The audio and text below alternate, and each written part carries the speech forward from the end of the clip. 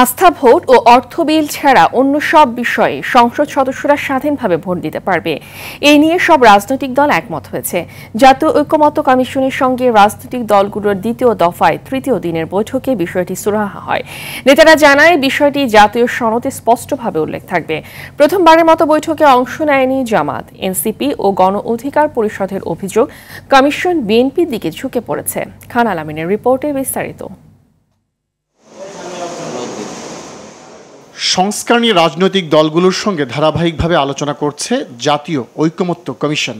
এবারের আলোচনার বিষয়বস্তু সংবিধানের ৭০ অনুচ্ছেদ, সংসদীয় স্থায়ী কমিটির সভাপতি মনোনয়ন, ১০০ নারী আসন সহ গুরুত্বপূর্ণ আরো কয়েকটি ইস্যু। জাতি এবং রাষ্ট্রের স্বার্থে যেন আমরা সংবিধানের ৭০ অনুচ্ছেদ অনুযায়ী সংসদ সদস্যরা দলের বিপক্ষে ভোট দিতে পারেন না। এ নিয়ে বিদ্যমান সব রাজনৈতিক দলের আপত্তি দীর্ঘদিনের। এবার সংস্কার আলোচনায় গুরুত্ব পায় এই অনুচ্ছেদটি। আস্থা ভোট ও অর্থ বিল ছাড়া বাকি সব বিষয়ে স্বাধীনভাবে ভোট দেওয়ার বিষয়ে ঐকমত্য হয় সব রাজনৈতিক দল। সংবিধান সংশোধন ও যুদ্ধাবস্থার মতো পরিস্থিতিও এতে যুক্ত করার পক্ষে মত কারো কারো। আস্থা ভোট এবং অর্থ বিলের বিষয়টি জাতীয় সনদে উল্লেখ থাকবে, সবাই স্বাক্ষর করতে পারবেন। তবে বাকি দুইটা বিষয় এইভাবে আলাদা সংযুক্তি থাকবে। পরিশিষ্টে কিছু কিছু ভিন্ন মত, যেসব প্রশ্নে ঐকমত্য হওয়া সত্ত্বেও ভিন্ন মত আছে, সেইগুলো থাকবে, কিন্তু সেইগুলো নির্দিষ্ট থাকবে।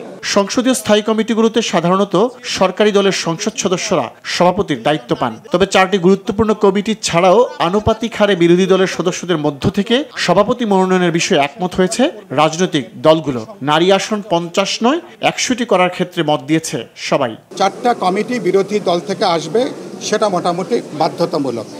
বাকিটা হচ্ছে ভোটের সংখ্যানুপাতিক হারে সর্বোচ্চ ৫০% বিরোধী দল থেকে সংসদীয় কমিটিতে সভাপতির পদে তারা আসতে পারবেন। সংরক্ষিত আসন বৃদ্ধির প্রস্তাব করেছেন ১০০ আমরা ঐক্যমত।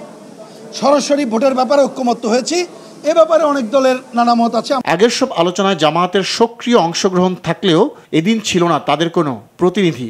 বিষয়টি নিয়ে আলোচনা হয় বৈঠকে। জামাত ইসলামীর সাথে আমাদের কথা হয়েছে, আমরা আশা করছি কালকে তারা এই টক্সে জয়েন করবে। জাতীয় ঐকমত্য কমিশনের বৈঠকে রাজনৈতিক দলগুলোর আমন্ত্রণ প্রক্রিয়া নিয়ে অসন্তোষ জানিয়েছে এনসিপি ও গণ অধিকার পরিষদ। তাদের অভিযোগ কমিশন বিএনপির দিকে ঝুঁকে পড়েছে। ঐকমত্য কমিশনে যে রাজনৈতিক দলগুলোকে ডাকা হচ্ছে, কোন পদ্ধতিতে ডাকা হচ্ছে, সে বিষয়গুলো কিন্তু আমরা সুস্পষ্ট না। কারণ আমরা দেখি যে ঐকমত্য কমিশনের অনেকগুলো দল, তাদের আসলে অনেক সময় দেখেছি যে সুস্পষ্ট মতামত থাকে না, শুধুমাত্র একটি দলের বক্তব্যের প্রতি তাদের হ্যাঁ না বলা থাকে। ঐকমত্য কমিশন কিংবা সরকারের ভূমিকা কিছু কিছু ক্ষেত্রে একটু পক্ষপাত দুষ্ট হচ্ছে, কিংবা কোনো কোনো দলের প্রতি বিশেষ একটা প্রাধান্য দেওয়া হচ্ছে। সর্বোচ্চ নিউট্রালিটি মেনটেন করছি, আমরা সবার কথা শুনছি। জুলাই গণ অভ্যুত্থানে যারা জয়েন করেছে আমরা সবার সাথে সমান। কমিশনের এই সংলাপ চলতি সপ্তাহের বাকি দুদিনও অনুষ্ঠিত হবে। বিরতি দিয়ে শুরু হবে আগামী রোববার থেকে। কমিশনের সহসভাপতি অধ্যাপক ডক্টর আলী রিয়াজ জানিয়েছেন, দলগুলো চাইলে শনিবারও হতে পারে আলোচনা। প্রতিদিনই শেষ করতে পারবো এরকম কোনো নিশ্চয়তা নেই। খান আলামিন, RTV, ঢাকা।